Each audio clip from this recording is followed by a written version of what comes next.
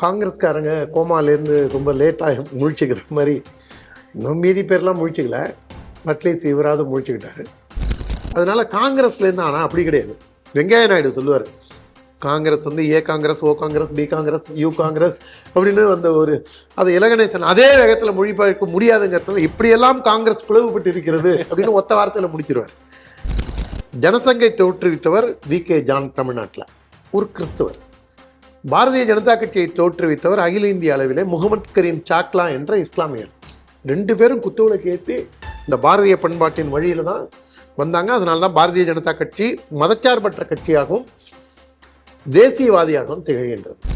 அத்வானிக்கும் வாஜ்பாய்க்கும் பிரச்சனை என்னானுங்க, அப்புறம் மோடிக்கும் அத்வானிக்கும் பிரச்சனை என்னானுங்க, இப்போ மோடிக்கும் இவருக்கும் யூபி சாமியாருக்கும் பிரச்சனைங்கிறானுங்க. இந்த மாதிரி ஏதாவது இவனுக்கு கதை விட்டுட்டே இருப்பான். இந்த ராஜீவ் காந்தி, சோனியா இல்லாமல், நேரு ஃபேமிலியிலேருந்து இல்லாமல் வேறொரு தலைமை வந்தால் தான் இந்த கட்சி மறுமலர்ச்சி பெறும் அப்படின்னு இதை ஒட்டி கொஞ்சம் மறைமுகமாக ப. சிதம்பரம் பேசுறதில்ல. ஆனால் அவர் பையன் இந்த மாதிரி இந்த கட்சியில் மொத்தமும் நீங்கள் பார்த்தீங்கன்னா ஒரு சாதாரண தொண்டனாக சேர்றவன் அவனுடைய உழைப்பும் அர்ப்பணிப்பும் கொஞ்சம் கொஞ்சமாக அவனை மேலே கொண்டு வந்து அவன் வந்து எம்எல்ஏ, கவுன்சிலரு, மேயரு, மந்திரி, மத்திய அமைச்சர், இந்த கட்சியோட அகில இந்திய தலைமைன்னு போகக்கூடிய வாய்ப்பை இங்கே பிஜேபி ஏற்படுத்தி கொடுக்குது. சிடிவி நேயர்களுக்கு வணக்கம். இன்னைக்கு நம்மளோட ஓமாம்புலியூர் ஜெயராமன் கலந்து கொள்ளக்கூடிய ஒரு ஜாலியான ஒரு செக்மெண்ட்டுன்னு வச்சிங்களேன். அது அரசியல் சம்பந்தமாக தான் பேச போகிறோம். அது அவருக்கு ரொம்ப பிடிச்சமான அந்த பகுதி அப்படிங்கிறதுனால அவரை நம்ம இன்னைக்கு கூப்பிட்ருக்கோம். வணக்கம். அப்படி என்ன இன்ட்ரெஸ்டிங் அப்படின்னா, காங்கிரஸ்னாலே அதில் ஒரு குத்து விட்டு கலையபுரம் வேட்டி கிழிக்கிறது அப்படின்லாம் இருக்கும். இது சத்தியமூர்த்தி பவனில் அது அப்போ நடந்துகிட்டு இருந்தது. இப்போ கொஞ்சம் நாளமாக அது இல்லை, நமக்கே போர் அடிக்குது.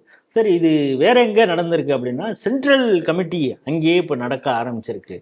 ஆனால் வேட்டியெல்லாம் கிளியில் வார்த்தை போர் இப்போ ஆரம்பிச்சிருக்காங்க. என்னென்னா, திக்விஜய் சிங் திடீர்னு அவர் என்ன பண்ணுறாரு, தேசிய செயற்குழு கூட்டம் அது மாதிரி நடக்கக்கூடிய நேரத்தில் அதுக்கு முன்னால் ஒரு ட்வீட் பண்ணுறாரு. அந்த ட்வீட்டில், நான் குவாராவில் பார்த்தேன் ஒரு ஃபோட்டோ, ரொம்ப இம்பேக்ட்ஃபுல்லாக இருந்தது. அந்த படத்தை பார்த்த உடனே எனக்கு என்ன பண்ணுறதுனே புரியல அப்படின்னு. அப்படி என்னத்த படம் அப்படின்னு பார்த்தீங்கன்னா, அதில் வந்து கேஷுபாய் பட்டேல் இருக்கார், பக்கத்தில் அத்வானி இருக்காங்க, அவங்களுடைய ஒய்ஃப் இருக்காங்க, பின்னால் பிரமோத் முகாஜன் கூட இருக்கார். ஆனால் அவருக்கு கால அடியில் கீழே மோடி உட்கார்ந்துருக்கிறார். இந்த படம் அப்படியே இருக்குது, கருப்பு வெள்ளையில் இருக்குது. அது எப்படின்னா, சங்கர் சிங் வகேலா வந்து சிஎம் பதவி ஏற்றுக்கிட்டாது. 96 எடுக்கப்பட்ட படம்.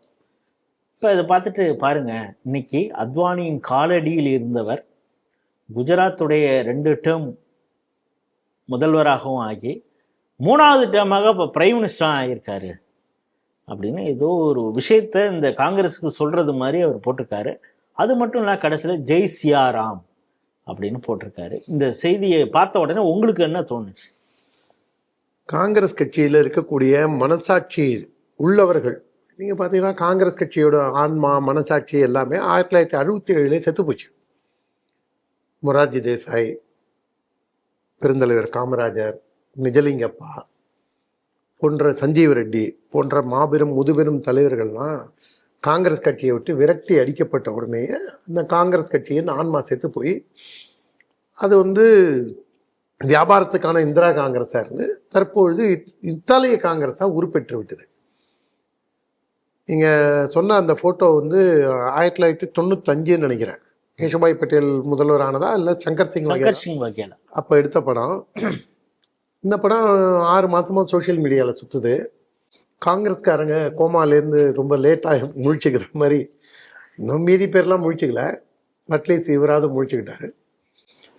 இந்த திக்விஜய் சிங் சொல்லியிருக்காரு, அவர் வழக்கமாக பிஜேபி சங்கத்தை எள்ளி நகையாடுறவர்.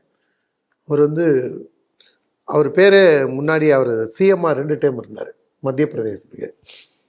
அவருக்கு பேரே நாங்கள் வச்சுருந்த அந்த காலத்தில் அவருக்கு வச்சுருந்த பேர் திடுக் சிங் அப்படின்னு தான் அவர் பேர், திக்விஜய் சிங் இல்லை. ஏன்னா அவர் திடுக்குன்னு அண்டார்டிகா கடலை பிளந்து அந்த ஐஸ் கட்டிக்குள்ளெல்லாம் போய் நடத்துகிறாங்க பாரு. அப்புறம் வந்து நிலவுக்கு மேலே இருக்கக்கூடிய ஒரு நட்சத்திரத்தை அங்கே சங்கம் கேப்சர் பண்ணி பிஜேபிக்காக வச்சிருக்கு பாரு. இந்த மாதிரிலாம் போகிற போக்கில் பல விஷயங்களை சொல்லுவார். நம்மளுக்கு விழானோவே சிரிக்கலாம், அப்படி ஒரு இதாக இருக்கும். சோவும் அதை நிறையா கிண்டல் பண்ணி எழுதியிருக்காரு. அவர் அந்த மாதிரி ஒரு நபர் வந்து திடீர்னு ஒரு இளம் பெண்ணு திருமணம் புரிஞ்சார். அவரும் ராஜ வம்சத்தை சேர்ந்தவர்னு சொல்கிறாங்க. திடீர்னு காணாமல் போயிட்டு, இப்போ இந்த முன்னாடி டிவியெல்லாம் பார்த்தீங்கன்னா காணாமல் போனவர்கள் பற்றி அறிவிப்புன்னு வரும். அந்த மாதிரி காணாமல் போனவர் இப்போ திடீர்னு தோன்றி தூக்கத்திலேருந்து விழித்து கொண்ட கும்பகர்ண தூக்கத்திலேருந்து வெளில வந்து சொல்கிறாரு. அதை வந்து காங்கிரஸுக்கு பல செய்திகள் அதில் சொல்கிறார். இந்த காங்கிரஸ் வந்து மனசாட்சியோடு இருந்த காங்கிரஸ் ஓரளவுக்கு ஏழைகள் பக்கம் நின்று, நீங்கள் திமுக வலுப்பெறுவதற்கு முன்பாக அவ்வளவு ஏன் எம்ஜிஆர் 2வது முறை ஆட்சி அமைக்கும் போது கூட, எம்ஜிஆர் இறக்கும் வரையிலும் கூட தமிழ்நாட்டில் காங்கிரஸுக்கு, அதுக்கப்புறமும் கூட ஜெயலலிதா காலத்தில் கூட 1991 வரைக்கும் தமிழ்நாட்டில் காங்கிரஸுக்கு ஒரு பேஸ் இருந்தது. அதுக்கு நம் பகுதியைச் சேர்ந்த பெரியவர் எல் இளையபெருமாள் ஒரு மிகப்பெரிய காரணம். ஐயா மூப்பனார், ஜி.கே. மூப்பனார், வாழப்பாடி ராமூர்த்தி, இவங்கெல்லாம் ஒரு காரணமாக இருந்து அடித்தளம் அமைச்சு கொடுத்தாங்க. அந்த காங்கிரஸ் கட்சி பக்கமும் இஸ்லாமியர்களும் பட்டியலின சகோதரர்களும் பெரும்பான்மையாக இருந்ததை நாங்கள் நம்மளுடைய வாழ்நாளிலே பார்த்துருக்கோம். அதெல்லாம் ஏரோடாகி போனதுக்கு காரணம், நீங்கள் இவங்க இஸ்லாமியர்கள் மட்டும்தான் இன்றைக்கி காங்கிரஸ் பக்கத்தில், கிறிஸ்தவர்களும் இஸ்லாமியர்களும் தான் இருக்காங்க. பட்டியலின மக்கள் பெரும்பாலும் வெளியேறி இப்போ பிஜேபி நார்த்தில் முழுக்க பாஜக பக்கம் வந்துட்டாங்க. தமிழ்நாட்டில் சிதறி போய் இருக்கக்கூடிய பட்டியலின சகோதரர்களின் வாக்கானது திமுக, அதிமுக, விடுதலை சிறுத்தைன்னு இப்போ பிஜேபியும் அதில் கொஞ்சம் கொஞ்சமாக இன்ரோட்ஸை கிரியேட் பண்ணிட்டு இருக்கோம். இந்த நிலைக்கு காரணம் என்னன்னு காங்கிரஸ் ஒரு நாள் கூட சிந்திச்சதில்லை. இதில் வந்து நம்ம சொல்கிறத உடனே மத கண்ணோட்டத்தோட தான் பார்ப்பியா, ஒரு மதச்சார்பற்ற கட்சியில் நீ இருந்து பார்ப்பியா அப்படின்னா, மதச்சார்பற்ற கட்சி, எல்லா மதங்களையும் ஆதரிக்கக்கூடிய கட்சி பாரதிய ஜனதா கட்சி. ஆனால் விஷம பிரச்சாரம் பண்ணி முஸ்லீம் கிறிஸ்தவர்களுக்கு எதிரானவர்கள்னு கட்டமைச்சு போகிற போக்கில் இந்துக்களை எப்போதும் துவைச்சி எடுத்து கேவலப்படுத்துறத செஞ்சிட்டு இருக்கிற காலகட்டத்தில் அதை வேடிக்கை பார்க்கக்கூடிய கட்சியாக காங்கிரஸ் கட்சி மாறிவிட்டது. ஈவேரா தமிழ்நாட்டில் வந்து கடவுளை பற்றியும் தமிழை பற்றியும் கேவலமாக பேசும்போது காங்கிரஸ் பக்கம் நின்று பேசியவர்கள், காங்கிரஸை அடிப்படையாக கொண்டு வாழ்நாள் முழுவதும் காங்கிரஸை எதிர்க்காமல் அரசியல் செய்த மாப்போசியாக இருக்கட்டும், அல்லது ஜெயகாந்தனாக இருக்கட்டும், சின்ன அண்ணாமலையாக இருக்கட்டும், எண்ணற்றவர்கள் அந்த காங்கிரஸ் கட்சியிலேயே ஸ்தாபன காங்கிரஸில் அவங்களும் பிரயாணம் செஞ்சாங்க. விசுந்து பரிஷத்தோட போஷகராக, விசுந்து பரிஷத்தின் காப்பாளராகவே ஐயா ஜி.கே. மூப்பனார் இருந்துள்ளார். தஞ்சாவூர் வாண்டியார் குடும்பத்தில் இருந்து நீங்கள் பார்த்தீங்கன்னா சங்கம் விசுந்து பரிஷத்தை ஆதரித்து தான் அவங்க மிசா காலத்தில் சஸ்பெண்ட் செய்யப்பட்ட வாத்தியார் ராமரத்னம் தஞ்சாவூர் மிசாவை எதிர்த்து கைதானதுனால அவர் வேலையை இழந்தார். பின்னர் அதே வாண்டியார் குடும்பம் நடத்தக்கூடிய பள்ளிக்கூடத்தில் அவர் மீண்டும் அந்த வேலையில் சேர்த்து கொள்ளப்பட்டார். இந்த அளவுக்கு காங்கிரஸ் வந்து ஒரு தேசியத்தன்மையோட, ஒரு காமன் மேனுக்கு புரியும்படியாக சொன்னோம்னா சாஃப்ட் ஹிந்துத்துவா. சாஃப்ட் ஹிந்துத்துவாங்கிறத நாம் ஏற்றுக்கல, தர்மத்தின் பக்கம் நிற்பது தான் ஒரு தர்மத்தை கடைபிடிப்பவனின் கடமைன்னு நம்ம சொல்கிறோம். அவங்க ஏதோ அங்கங்கே கொஞ்சம் குறைஞ்சபட்சம் இவர் மஃப்ளர் கெஜ்ரிவால் ஹனுமான் சாலிசா பாடுறேன் அது மாதிரி, அதே மாதிரி கர்நாடகாவில் இப்போ இவர் துணை முதல்வர் இருக்கார், டி.கே. சிவகுமார் இருக்கார், ரேவந்த் ரெட்டி அந்த மாதிரி தான் இருக்கார். கேரளாவில் கூட ரமேஷ் சென்னிதாலா தான் ஐயப்பன் போராட்டத்தை முன்னெடுத்த முதல் நபர். ஆனால் இதெல்லாம் அங்கீகரிக்க காங்கிரஸ் தலைமை தவறுகின்றது. இது வந்து நாம் எதிராளிக்கு வியூகம் சொல்லக்கூடாது. இருந்தாலும் இந்த தேசத்தில் ஒரு எதிர்கட்சியாக இன்றளவும் இருக்கக்கூடிய கட்சி, அது வீக்காக அது பிஜேபிக்கு தான் நல்லது. இருந்தாலும் சொல்கின்றேன், காங்கிரஸ் கட்சி இந்த நாட்டின் ஆன்மாவை மறந்த காரணத்தால், இந்த நாட்டின் பண்பாடு கலாச்சாரத்தை எவன் ஏகடியம் செய்கின்றானோ, எவன் எக்காலமிட்டு கிண்டல் செய்கிறானோ அவனுக்கு வக்காலத்தை வாங்கிக்கிட்டு, அதுவும் பாருங்க தமிழ்நாட்டில் சி. சுப்பிரமணியம், காமராஜர், தீரர் சத்தியமூர்த்தி, ராஜாஜி, எல் இளையபெருமாள், ஐயா மூப்பனார், வாழப்பாடி ராமூர்த்தி, கக்தன் போன்ற மிகப்பெரிய ஆளுமைகள் கூட்டணி ராமசாமி படையாச்சியார், ராமசாமி படையாச்சி கூட அப்புறம் கட்சி இவரே கபலீகரம் பண்ணி ராஜாஜி முழுங்கி கொண்டு வந்துட்டாங்க. இப்பேற்பட்ட பெருந்தலைவர்கள் இருந்த அந்த கட்சியில் ஒரு ரவுடி பையில கொண்டு வந்து இன்னைக்கு மாநில தலைவராக வச்சு ஒரு ஹிஸ்டரி ஷீட்டரை கொண்டு வந்து வச்சு அந்த கட்சியோட மாண்பை குறைச்சிக்கிட்டது யாரு? அவங்க தான் சொந்த காசுலேயே சூனியை வச்சுக்கிட்டாங்க. நேத்திக்கு ஸ்ரீபெரும்புதூர்ல பிஜேபிக்காரன் மாவட்ட துணைத் தலைவரோட வீடு பூந்து அடிக்கிறாங்க. அவரு தெளிவாக கம்ப்ளைண்ட் கொடுக்குறாரு, செல்வ பெருந்தையோட தூண்டுதலில் தான் நடந்திருக்குன்னு. ஒரு இளைஞரணி மாநில செயலாளர் தான் இதுக்கு காரணம் அப்படிங்கிறாங்க. அவன் இருக்கலாங்க, எனக்கு அவனுக்கும் பகை இருக்கலாம். ஆனால் இவன் அடித்ததே நான் செல்வம் நான் பார்த்துக்கிறேன், நீ போய் அடிடான்னு சொன்னான். அதாவது ஒரு எந்த அளவுக்கு ஒரு வன்மம், நீ ஸ்ரீபெரும்புதூரில் வாஜ்பாய் பிறந்த நாளில் என்னை விமர்சிச்சுட்டான் பிஜேபிக்காரன் அப்படின்னு இவன் வீட்டில் கொண்டு போய் சாக்கடை தண்ணியும் மலை ஜலத்தையும் அள்ளி ஊற்றி சவுக்கு தங்கர் வீட்டில் ஒரு இழி செயல்களை செய்யக்கூடிய ஒரு போக்கிரிகள் நிறைந்த கட்சியாக காங்கிரஸ் கட்சி மாறி போனதை வந்து அந்த தலைமையே ரசிக்குது. ஏன்னா இப்போ ஆர்எஸ்எஸும் பிஜேபியும், ஆர்எஸ்எஸின் குழந்தை தான் பிஜேபி. நடுப்புற 1984 ஆர்எஸ்எஸுக்கும் பிஜேபிக்கும் ஒரு ஃப்ரிக்ஷன் வர ஸ்டேஜ் இருந்ததா பல அரசியல் நோக்கர்கள் சொல்லக்கூடும் நம்ம பேசும்போது, அது வேற விஷயம். ஆனால் ஏதோ ஒரு இடத்துல அதை சரி பண்ணி திரும்பி அத்வானி வாஜ்பாய் அவர்கள் மீண்டும் சங்கத்தின் வழிகாட்டுதலோட அவங்க கடைசி வரைக்கும் நின்னாங்க. இப்போ மோடியிலேருந்து இப்போ வந்திருக்கிற நிதின் நபீன் வரைக்கும் அகில இந்திய தலைவராக இருக்கட்டும், இல்லது பாரதிய ஜனதா கட்சியில் 2017 இணைந்திருந்தால் கூட இன்றைக்கு முழு சித்தாந்தத்தையும் உள்வாங்கி கொண்டு செயல்படக்கூடிய பண்ணையார் நயினாராக இருக்கட்டும், உங்களுக்கு வந்து இந்த செயல் வித் த சிஸ்டம், நீ வந்து சித்தாந்தத்துடன் ஒத்து போகணும் அப்படிங்கிறது வந்து அந்த இதில் மிக சரியாக இது கையாளப்படுகிறது. பார்க்குறவங்க நினைக்கலாம், அப்போ கல்யாண் சிங் யாரு, இவங்க உமா பாரதி யாரு? 70களிலேயே ஜனசங்கத்திலேருந்து ப்ரொஃபஸர் பால்ராஜ் மத்தோக் வெளியேறினார். அகில இந்திய தலைவராக இருக்கும்போதே கட்சியை விட்டு வெளியேற்றப்பட்டார். அவர் சமீபத்தில் தான் காலமானார். ப்ரொஃபஸர், மிகப்பெரிய அறிஞர், லடாக் பகுதியை சார்ந்தவர். பாரதிய ஜனசங்கத்தை நீண்ட நாள் நடத்தி கொண்டிருந்தார். தமிழகத்தில் இந்து மக்கள் கட்சி ஆரம்பிக்கும் போது கூட அவரை போய் சந்தித்து நாங்கள் பாரதிய ஜனசங்கமாக இயங்குறவங்க போது அவர் ஒத்துக்க மாட்டேன்ட்டார், சங்கத்துக்கு எதிராக நான் போக மாட்டேன்ட்டார். அதே மாதிரி கல்யாண் சிங் எனக்கு ஒரு மிகப்பெரிய ஆதர்ஷ புருஷர். நான் போட்டிருந்த சட்டையெல்லாம் வேர்வேல நனைஞ்சு கிழிகிற அளவுக்கு வந்து கூட நான் அவரோட ஒரு நாள் முழுக்க ட்ராவல் பண்ணி மாம்பலம் ஹிந்து வித்யாலயாக வந்திருந்தார்.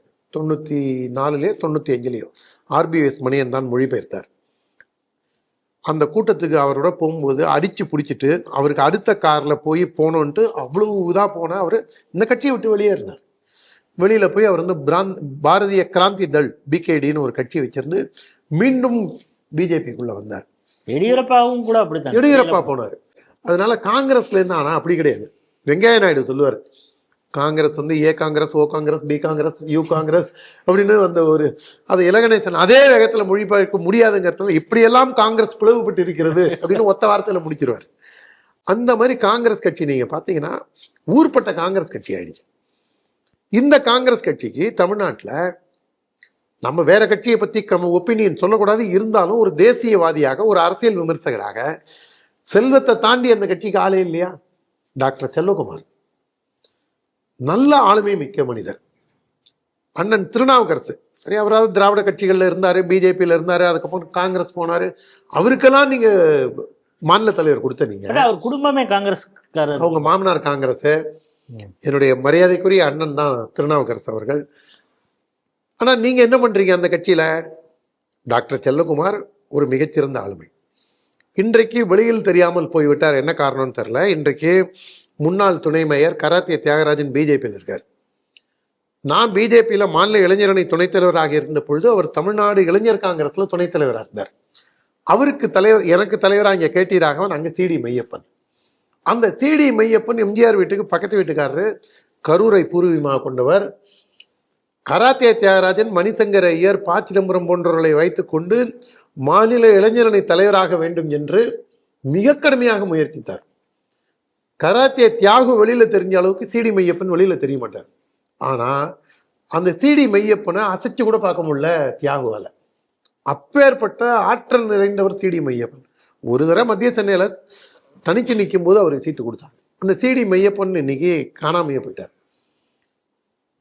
இன்னும் நல்ல மனிதர்கள் நீங்க பாத்தீங்கன்னா பொன் கிருஷ்ணமூர்த்தி இருக்காரு, திருவண்ணாமலையை சேர்ந்த எஸ்.வி. ரமணி, அந்த கட்சியில தேசியவாதிகள்னா ஓரங்கட்டப்பட்டது தான் அந்த கட்சியோட வீழ்ச்சிக்கு காரணம். இதெல்லாம் மனசுல வச்சுட்டு தான் திக்விஜய் சொல்றாரு. இதுல ஒரு 2-3 விஷயத்த சொல்லுவோம் பார்ப்போம். நம்ம PV நரசிம்மராவ் அவர் பிரதமராக இருந்த போது அவர் அதான் நீங்க இப்ப சொல்ல அந்த விஷயம் வந்து ரேவந்த் ரெட்டி சொல்லியிருக்காரு. திக்விஜய் சிங் இப்படி பேசுறாரு, ஆனா சோனியா காந்தி அவர் 2 முறை நேஷனல் பிரசிடென்ட்டாக இருக்கும் பொழுது 2 பேரை அடையாளப்படுத்தினார். ஒருவர் எங்கோ ஒரு கிராமத்திலே குக்கிராமத்திலே ஆந்திராவிலே பிறந்த PV நரசிம்மராவை பிரதமராக அழகு பார்த்தார். அதே போல ஒரு பொருளாதார நிபுணராக இருந்த மன்மோகன் சிங்கை 2 முறை பிரதமராக அவர் காரணமாக இருந்தார் அப்படின்னு சொன்னார். அதில் ரேவந்த் ரெட்டி சொன்னதில் வந்து 2 முறை மன்மோகன் சிங் சொன்னது சரி. 91 PV நரசிம்மராவ் இதாக்கும் போது அப்போ தலைமை இல்லாமல் இருந்து இவர் வந்தார். பின்னாடி தலைவராக நரசிம்மராவ் கொஞ்ச நாள் இருந்தார். அதுக்கப்புறம் பொருளாளராக இருந்த சீதாராம் கேசரி தலைவராக இருந்தார். அந்த சீதாராம் கேசரி எப்படி தலைமை பதவி எழுந்தாருங்கிறது தான் காங்கிரஸ் கட்சி ஜனநாயகத்தன்மை. அதாவது நீங்கள் என்ன விதைக்கிறீங்களோ அதான் விளையுங்கிறதுக்கு பிஜேபியும் காங்கிரஸையும் பாருங்கள். ஜனசங்கை தோற்றுவித்தவர் VK ஜான் தமிழ்நாட்டில் ஒரு கிறிஸ்தவர். பாரதிய ஜனதா கட்சியை தோற்றுவித்தவர் அகில இந்திய அளவிலே முகமது கரீம் சாக்லா என்ற இஸ்லாமியர். 2 பேரும் குத்துவிளக்கு ஏற்றி இந்த பாரதிய பண்பாட்டின் வழியில தான் வந்தாங்க. அதனால தான் பாரதிய ஜனதா கட்சி மதச்சார்பற்ற கட்சியாகவும் தேசியவாதியாகவும் திகழ்கின்றது.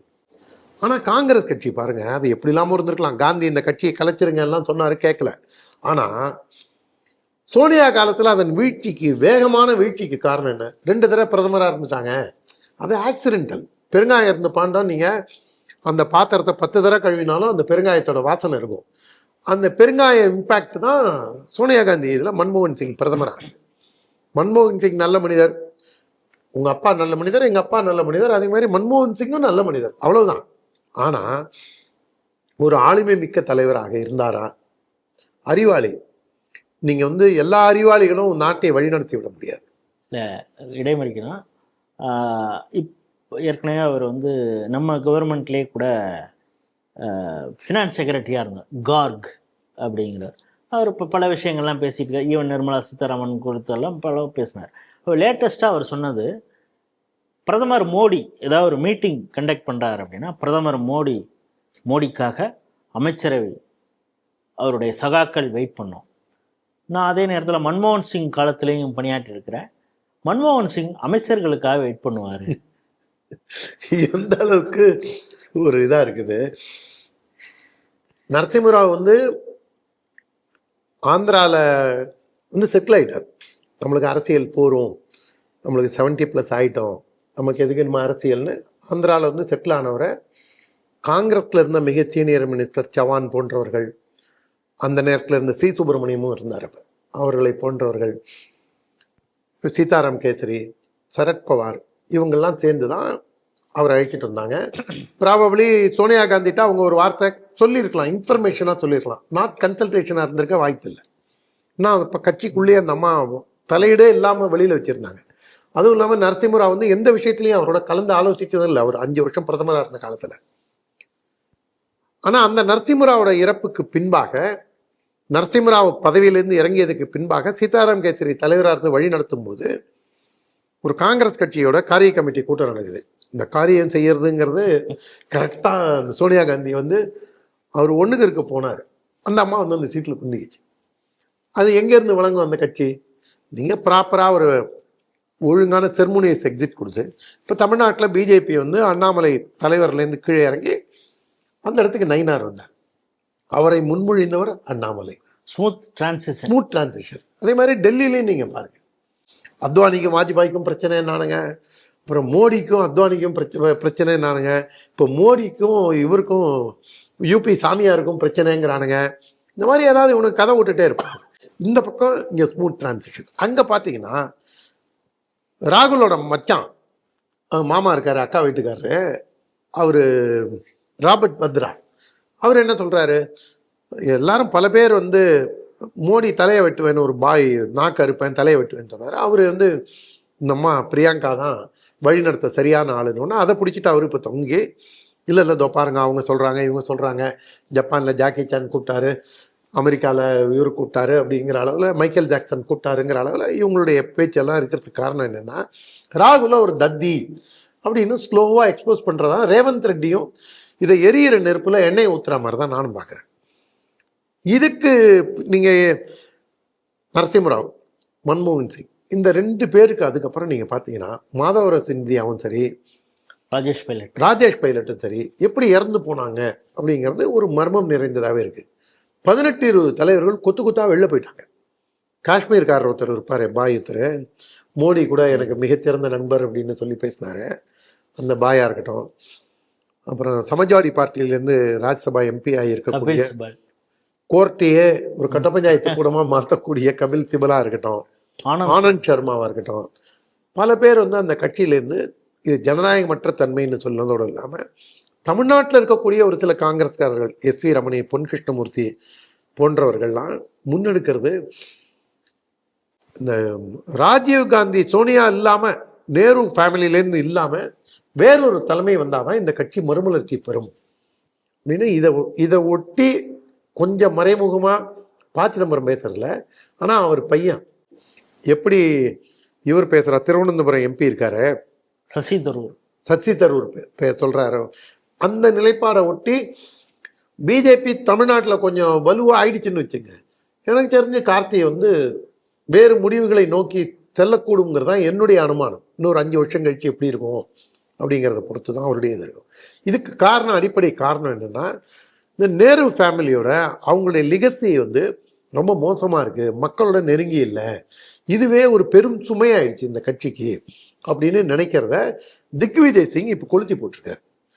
நீங்கள் அந்த கட்சியில் சம்சா அடித்தா மட்டும்தான், நீங்கள் போய் ஆமான் சாமி போட்டு அவங்களுக்கு பெரிய ஜால்ரா அடித்தா மட்டும்தான் அந்த கட்சியில் வாழ முடியும் அப்படிங்கிற ஒரு நிலைமையை உருவாக்கிட்டாங்க. நான் கேள்விப்பட்ட இன்னொரு விஷயம், உறுதிப்படுத்தப்படாத தகவல், கார்த்தி சிதம்பரம் 2019 சீட்டு கொடுக்குறாங்க கூட்டணியில். அப்போ கொடுக்கக்கூடாதுன்னு ராகுல் காந்தி நின்றுருக்காரு. ப. சிதம்பரம் தன்னுடைய இன்ஃப்ளூயன்ஸை பயன்படுத்தி சோனியா காந்தி மூலமாக சீட்டு வாங்கிடுறாரு. நன்றி தெரிவிக்கிறதுக்காக ராகுல்கிட்ட அப்பாயின்மெண்ட் கேட்குறாரு, கொடுக்கவே இல்லை. அதுலேருந்து அவர் ராகுலை தவிர்த்து வருகிறார். ராகுலும் அவரை பார்க்கறதுல, இவரும் வந்து ராகுலை வந்து ஒரு பொருட்டாகவே எடுத்துக்கொள்வதில்லை. நீங்கள் இந்த ராகுலுடைய நடவடிக்கைகள், பல சீனியர்கள், நாம் நாள் கணக்காக அவர்கிட்ட அப்பாயின்மெண்ட் கேட்குறேன், என்னால் பார்க்க முடியல அவரை, நான் ஒரு எலெக்டட் எம்எல்ஏ, நான் வந்து ஒரு பிரதேஷ் காங்கிரஸ் கமிட்டி தலைவர், பல்வேறு குற்றச்சாட்டுகள் அவரை பற்றி சொல்லியிருக்காங்க. சொல்கிறப்ப சமீபத்தில் ஒரு சொல்றது கேள்விப்பட்டிருக்கிறேன், ஒரு தலைவர் தான் பேட்டி கொடுத்தாருன்னு நினைக்கிறேன். இப்போ ஆல்மோஸ்ட் அவருக்கு 80 வயசை நெருங்க போகிறார்.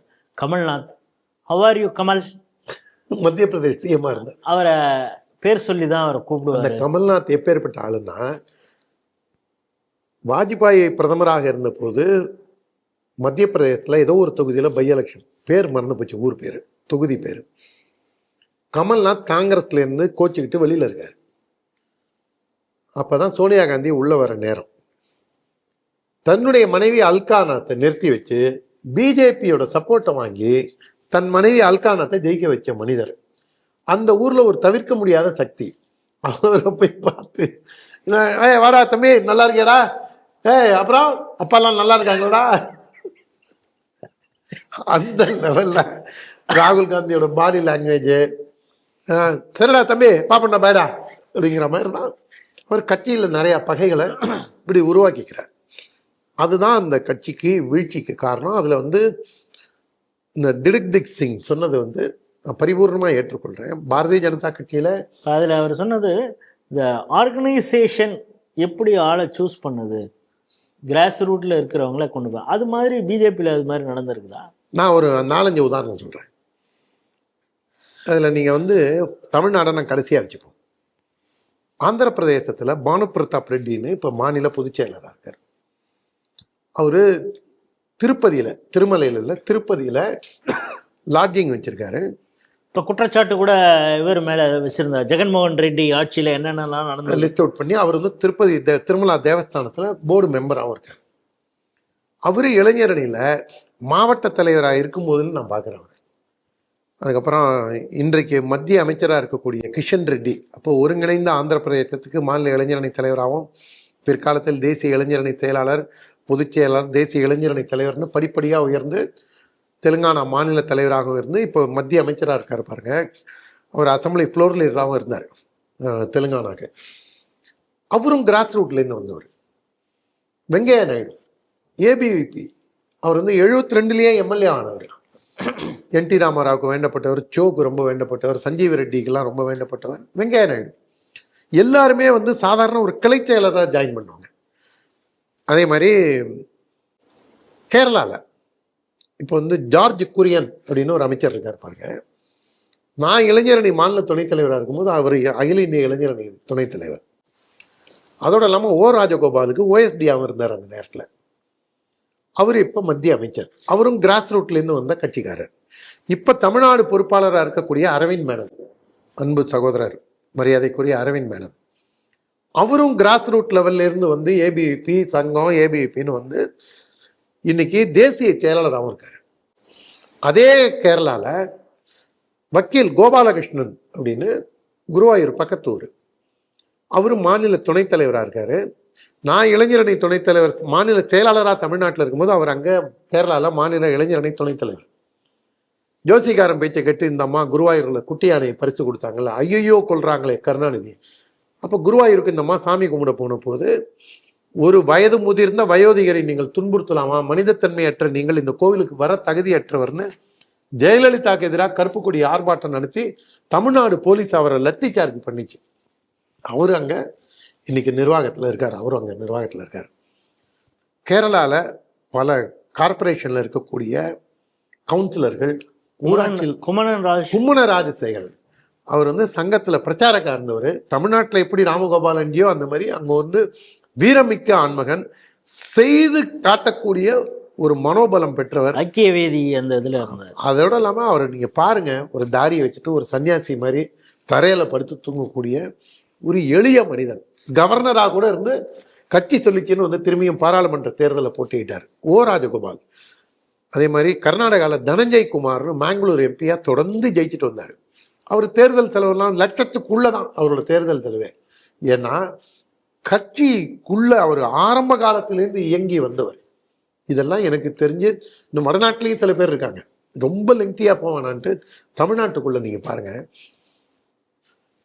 அண்ணன் இலகணேசன் ஒரு சாதாரண சேவக்கா தஞ்சாவூரில் தன்னுடைய வாழ்க்கையை துவங்கியவர். படிப்படியாக உயர்ந்து ராஜ்யசபா எம்பி, கவர்னர் என்று இறைவனடி தேர்ந்து விட்டார். ஜனா கிருஷ்ணமூர்த்தி தமிழ்நாட்டிலேருந்து பாரதிய ஜனதா கட்சிக்கு அகில இந்திய தலைவராக உயர்ந்தவர். அவர் 1940களில் மதுரையில் வைகை நதி கரையில் ஷாக்கா நடத்தினவர். அவர் 20-22 வயசில் ஷாக்கா நடத்தும் போது அவர் நடத்திய ஷாக்காக்கு போனவர் இப்போ டாக்டர் மைத்ரேயன், என் அன்பு அண்ணன், திமுகவில் இணைஞ்சிட்டாங்களே, அவங்களுடைய அக்கா வீட்டுக்காரர். மைத்ரேயனோட மாமா தான் ஹரிதா ராமூர்த்தி. அவர் அப்பா 5ஆம் கிளாஸ் 6ஆம் கிளாஸ் படிச்சுட்டு மதுரையில் இருந்தபோது வேடிக்கை பார்க்க போயிருக்காரு. என்னது, ஒருத்தர் வராரு, சைக்கிளில் வராரு, வேட்டி கட்டியிருக்காரு, வேட்டி அவுத்து வச்சுட்டு அரட்ராயரோட இங்கே எல்லாருக்கும் விளையாட்டு சொல்லி கொடுக்குறாரு அப்படின்னு 2 நாள் பார்த்துட்டு 3ஆவது நாள் போய் கேட்குறாரு, ஐயா நான் உங்களோட விளையாட்டுக்கு இணைஞ்சிக்கலாமா, நீ யார், எங்கே இருக்க எல்லாம் கேட்டுட்டு அந்த ஜனா கிருஷ்ணமூர்த்தியால் ஷாக்காக்கு வந்தவர் ஹரிதா ராமூர்த்தி. பாரதிய ஜனசங்கத்தில் முழுநேர ஊழியராக இருந்தவர், பாரதிய ஜனதா கட்சியில் மாநில செயலராக இருந்தவர். ஒரு மிகப்பெரிய பொக்கிஷம் இந்த கட்சிக்கு.